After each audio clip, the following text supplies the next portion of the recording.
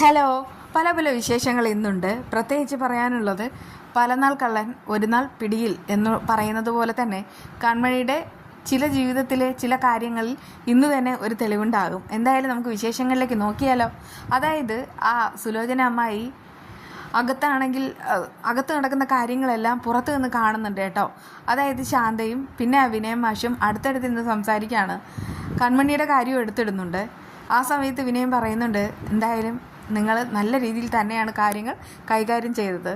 ഞാൻ പേടിച്ചു വിനയേട്ട. പോലീസുകാർ വന്ന സമയത്തൊക്കെ ഞാൻ വിനയേട്ടനുമായിട്ട് സംസാരിക്കാനായിട്ട് ബന്ധപ്പെട്ടിരുന്നു, പക്ഷെ കിട്ടിയില്ല.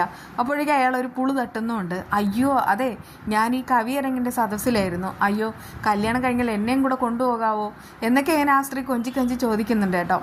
ഉറപ്പായിട്ടും കൊണ്ടുപോകും. ഞാൻ പോകുന്ന എല്ലായിടത്തും തന്നെ ഞാൻ കൊണ്ടു നടക്കും. പിന്നൊരു കാര്യം, ഇനിയിപ്പോൾ കൺമണിയുടെ വിവാഹാലോചന വീടുകളിൽ ആലോചിക്കുമല്ലോ. ആ സമയത്ത് ഒരു കാര്യമില്ലാതെ വരുണിനെ പറ്റി നീ ഇങ്ങനെ പൊക്കി പറയണം. എങ്ങനെയെങ്കിലും വരുണും കൺമണിയും തമ്മിലുള്ള വിവാഹമാണ് നമ്മൾ നടത്തേണ്ടത്. അത് കഴിഞ്ഞാൽ പിന്നെ നമ്മുടെ വിവാഹമാണ്. നമ്മളാണെങ്കിൽ ഇങ്ങനെ പറന്ന് കിടക്കും, പാരീസ്, സ്വിറ്റ്സർലാൻഡ്, അങ്ങനെ പലയിടങ്ങളിൽ. അതൊക്കെ പറയുന്ന സമയത്ത് ആ സ്ത്രീക്ക് ഭയങ്കരമായിട്ട് സന്തോഷമാവുകയാണ് കേട്ടോ. അപ്പോഴാണ് വിനയൻ്റെ ചതിയും പിന്നെ ആ ശാന്തയുടെ ചതിയും ലൈവായിട്ട് സുലു മനസ്സിലാക്കുന്നത്. അവിടെ നിൽക്കുന്ന സമയത്ത് തന്നെ ആ ശാന്ത അവളുടെ ഫോട്ടോ വിനയൻ്റെ കയ്യിൽ കൈമാറുന്നുമുണ്ട്. അമ്മയ്ക്ക് ഇന്ന് തന്നെ അയച്ചു കൊടുക്കണമെന്ന് പറയുന്നു. എന്നാൽ സുലോചനയും ഫോട്ടോ ആയിട്ട് വരുന്നുണ്ടല്ലോ. ആ സമയത്ത് അവരാണെങ്കിൽ അവരുടെ ഫോട്ടോ വളരെയധികം ദേഷ്യത്തിൽ ഞെരിച്ചമർത്തുന്നുണ്ട് കേട്ടോ. അങ്ങനെ ആ ഒരു ചതി മനസ്സിലാവുന്നുമുണ്ട്. അതിനിടയ്ക്ക് ഇക്കാര്യം ഒരിക്കലും ആരോടും തുറന്നു പറയാൻ പാടില്ല എന്നൊക്കെ വിനയൻ ശാന്തയെ ചട്ടം കിട്ടുകയാണ് കേട്ടോ. അങ്ങനെ അവർ സംസാരിക്കുമ്പോൾ കാണിച്ചു തരാം എന്നുള്ള മട്ടിലാണ് അവിടെ നിന്ന് സുലോചന ഇറങ്ങുന്നത് തന്നെ. അത് കഴിഞ്ഞിട്ട് ഇങ്ങനെ നടന്നു വരികയാണ് സുലോചന. ആ സമയത്ത് ശാന്തയും മാനത്തിൽ നിന്ന് പൊട്ടുന്നത് പോലെ പൊട്ടി വീഴുന്നുമുണ്ട്. അത് കണ്ടിട്ട് ഈ സുലോചന ചോദിക്കുന്നുണ്ട്, അല്ല ചേച്ചി ഇതെവിടെ പോയതാ? അതിപ്പോൾ ഞാൻ തെക്കേടുത്ത നാരായണ ചേച്ചിയില്ലേ, ചേച്ചി ഇങ്ങനെ സുഖമില്ലാതെ കിടക്കാണ്. ഏട്ടൻ കഴിഞ്ഞ ദിവസം പറഞ്ഞിരുന്നു ചേച്ചി ഒന്ന് പോയി കാണണമെന്ന്. ആഹാ, എന്നിട്ട് എങ്ങനെയുണ്ട് ചേച്ചിയുടെ അപ്ഡേറ്റ്? ചേച്ചിയുടെ കാര്യം രക്ഷയൊന്നുമില്ല, ആളാണെങ്കിൽ ഉടൻ തന്നെ ഉണ്ടാവും എന്നൊക്കെ ഇങ്ങനെ മരണാമരായ രീതിയിൽ വളരെയധികം സങ്കടത്തിൽ പൊലിപ്പിച്ചുകൊണ്ട് ശാന്ത പറയുന്നുണ്ട് കേട്ടോ. എന്തായാലും സുലോചന എല്ലാ സത്യവും മനസ്സിലാക്കിയിട്ടുണ്ടല്ലോ. അങ്ങനെ അവർ സംസാരിച്ച് വരികയാണ്. അതിനു മുൻപാണെങ്കിൽ മറ്റൊരു കാര്യം നടക്കുന്നുണ്ട്. സാഗറും സുജാതയും കൂടെ നേരെ വരുന്നത് ശ്രീനിവാസന്റെ വീട്ടിലാണ്. അവിടെ വരുന്ന സമയത്ത് തന്നെ ആ ധനലക്ഷ്മിയാണ് എതിരേൽക്കുന്നത്. കൺമണി ഇല്ല എന്നൊക്കെ സാഗർ ചോദിക്കുന്നുണ്ട്. കൺമണി ഇവിടെയുണ്ട്, കൺമണിയെ ഇപ്പോൾ പോലീസൊന്നും പിടിച്ചുകൊണ്ട് പോയിട്ടില്ല എന്ന് അവൾ അർത്ഥം വെച്ച് പറയുന്നുമുണ്ട്. ആ സമയത്ത് ശ്രീനിവാസം വരികയാണ്. ശ്രീനിവാസം വന്നിട്ട് പറയുന്നുണ്ട്, ഇങ്ങനെയൊക്കെ സംസാരിക്കാൻ കഴിയുന്നവരോട് നമുക്കാണെങ്കിൽ ഒരിക്കലും തിരുത്തി പറയാനായിട്ട് പറ്റില്ല. അവരൊക്കെ അങ്ങനെയായിപ്പോയി. കൺമണി കുളിക്കുകയാണെന്ന് തോന്നുന്നു, നിങ്ങൾ വാന്ന് പറഞ്ഞിട്ട് അകത്തേക്ക് കൊണ്ടുപോവാണ്. ആ സമയത്ത് സാഗറിന് ഭയങ്കരമായിട്ട് സങ്കടമുണ്ട്. അയാൾ പറയുന്നുണ്ട്, ഞങ്ങൾ ഒരുപാട് തവണ പോലീസ് സ്റ്റേഷനിൽ പോയിരുന്നു. കൺമണി ഇറക്കാനായിട്ട് പല വഴികളും നോക്കിയിട്ടും ഞങ്ങൾക്ക് പറ്റിയില്ല, അതിന് സോറി.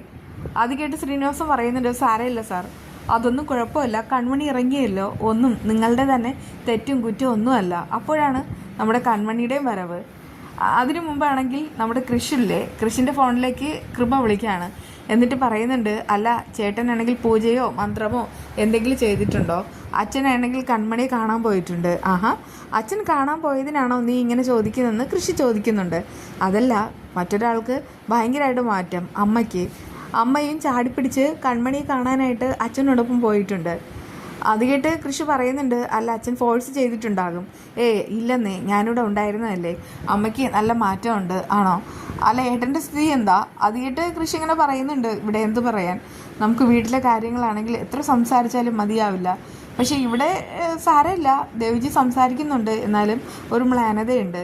അപ്പോഴേക്കും കൃപ പറയുന്നുണ്ട്, പണ്ടത്തെ പോലെ ഒന്നുമില്ല, കളിയോ ചിരിയോ അങ്ങനെ ഒന്നുമില്ല. എന്തെങ്കിലും കോമഡി പറയുകയാണെങ്കിൽ അതൊക്കെ ഓരോരുത്തർ വരുത്തി പറയുന്നതാണ്, അല്ലാതെ അങ്ങനെ ആരുടെ മനസ്സിൽ ആ പഴയ ഒരു സ്നേഹമോ സന്തോഷമോ ഒന്നുമില്ല ഏട്ടാ. അപ്പോഴേക്കും കൃഷി പറയുന്നുണ്ട്, മോളെ നീയാണ് അവിടെ എല്ലാവരുടെ കാര്യവും നോക്കാനായിട്ട്. അതൊക്കെ ശരി തന്നെ, പക്ഷേ എനിക്ക് ആൻറ്റിയമ്മയും അമ്മയും കാണുമ്പോൾ ഏട്ടനെ അവരാണല്ലോ ഇവിടെ നിന്ന് ഇറക്കി വിട്ടതെന്നുള്ള പ്രതീതിയാണ്. അയ്യോ, അതൊന്നും വേണ്ടാത്തെന്ന് പറഞ്ഞിട്ട് കൃഷി തിരുത്തുന്നുണ്ട് കേട്ടോ. കൺമണി വരുന്ന സമയത്തും സാഗർ സോറി പറയുന്നുണ്ട്.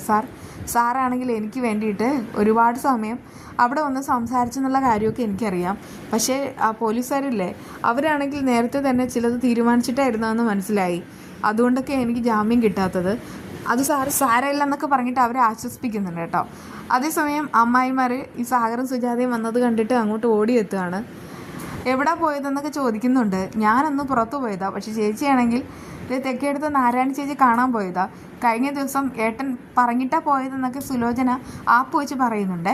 അത് കേട്ട് ശ്രീനിവാസം പറയുന്നുണ്ട്, അയ്യോ ഞാൻ പറഞ്ഞിട്ടേ ഇല്ല എന്ന്. അവിടെ പെടുന്നതും ഈ പറയുന്ന ശാന്ത തന്നെയാണ്. ആ സമയത്ത് ഈ സുജാത പറയുന്നുണ്ട്, ഇവിടെ വരുമ്പോൾ ഇതൊക്കെ കാണുന്നതാണ് ഒരു സന്തോഷമെന്ന്. എന്നാൽ അങ്ങോട്ട് ധനലക്ഷ്മി വരികയാണ്. സന്തോഷത്തിൻ്റെ കാര്യമൊക്കെ അവിടെ ഇരിക്കട്ടെ, എനിക്ക് ഇവിടെ ചില പ്രധാനപ്പെട്ട കാര്യങ്ങളൊക്കെ ചോദിക്കാനുണ്ട്, അതിന് മറുപടി തരാവോ? ഏട്ടത്തിക്ക് എന്താണെന്ന് വെച്ചാൽ എന്നോട് ചോദിക്കാമെന്നൊക്കെ കൺമണി പറയുന്നു. എനിക്ക് മറ്റൊരാളോട് സംസാരിക്കണം എന്നുണ്ടെങ്കിൽ നിൻ്റെ അനുഭവത്തിൻ്റെ ഒന്നും ആവശ്യമില്ലടി എന്നൊക്കെ ധനലക്ഷ്മി അറിയിക്കുന്നുണ്ട്. ധനലക്ഷ്മിക്ക് എന്താണെന്ന് വെച്ചാൽ ചോദിക്ക്, അത് വേറെ പ്രശ്നമൊന്നുമില്ല എന്ന് സാഗർ അറിയിക്കുന്നു. അപ്പോഴേക്കും അവളിങ്ങനെ ആലോചിച്ചിട്ട് പറയുന്നുണ്ട്, അല്ല ഒരു കാര്യത്തിൽ വ്യക്തത അറിയണം. എന്നാണ് ഈ കൺമണിയുടെയും കൃഷിൻ്റെയും വിവാഹം? നിങ്ങളാരും ഒന്നും മിണ്ടുന്നില്ലല്ലോ. മനസ്സിലായി, കൃഷി ഇപ്പോൾ ആ വീട്ടിലൊരു അംഗമല്ല. അതുകൊണ്ട് തന്നെ നിങ്ങൾക്കാർക്കും ഇതിനുള്ള മറുപടി ഇല്ലതാനും. അല്ലെങ്കിൽ നിങ്ങൾ പറഞ്ഞേനെ. അത് കേട്ടിട്ട് ശ്രീനിവാസന് ദേഷ്യമാവുന്നു. എന്നിട്ട് പറയുന്നുണ്ട്, ധനലക്ഷ്മി ഒന്ന് അകത്ത് പൊക്കോ, അതൊക്കെ ഞങ്ങൾ സംസാരിച്ചോളാം. അങ്ങനെയാ? എനിക്കിവിടെ ഒരു കാര്യത്തിൽ ഇടപെടാൻ പാടില്ലേ? അങ്ങനെയാണെങ്കിൽ ധനലക്ഷ്മി ഇടപെടാൻ പാടില്ലാത്ത കാര്യങ്ങൾ, ഇടപെടുന്ന കാര്യങ്ങൾ അങ്ങനെ ഒരു ലിസ്റ്റ് എഴുതി വെച്ചാൽ ഞാൻ ഉറപ്പായിട്ടും അതനുസരിച്ച് പെരുമാറിക്കോളാം. അത് കേട്ടിട്ട് അവർക്ക് ദേഷ്യമാവുന്നുമുണ്ട്. അപ്പോഴേക്കും ധനലക്ഷ്മി പറയുന്നുണ്ട്, അല്ലെങ്കിൽ എവിടെ നിന്ന് കയറി വന്ന ആളല്ലേ ഈ പറയുന്ന കൃഷി.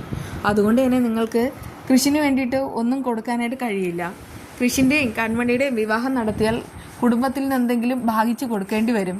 അങ്ങനെയൊന്നും കൊടുക്കാൻ മനസ്സില്ലാത്തവരാണ് ഈ വിവാഹം നടത്താത്തത്. അതൊക്കെയല്ലേ ശരി?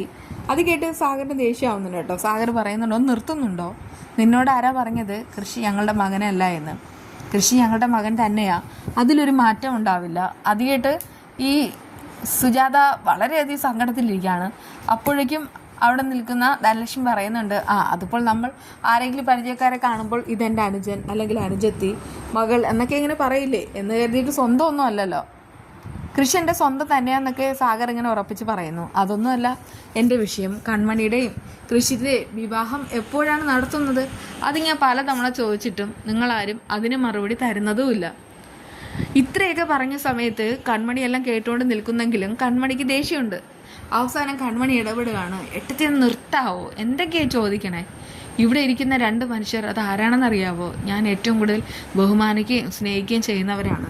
അവരെ ഇൻസൾട്ട് ചെയ്യുന്ന രീതിയിൽ ഇങ്ങനെ കാര്യങ്ങൾ സംസാരിക്കാൻ നിങ്ങൾക്ക് എങ്ങനെ കഴിയുന്നു? ഇനി നിങ്ങളിതിന് ഞാൻ അനുവദിക്കില്ല. എങ്കിൽ ഈ കൺമണി ആരാണെന്ന് നിങ്ങളറിയും എന്നൊക്കെ പറയുന്നുണ്ട് കേട്ടോ. ആ സമയത്താണ് കൺമണിയുടെ ആ ഒരു സ്നേഹം ഈ സുജാത മനസ്സിലാക്കുന്നത്.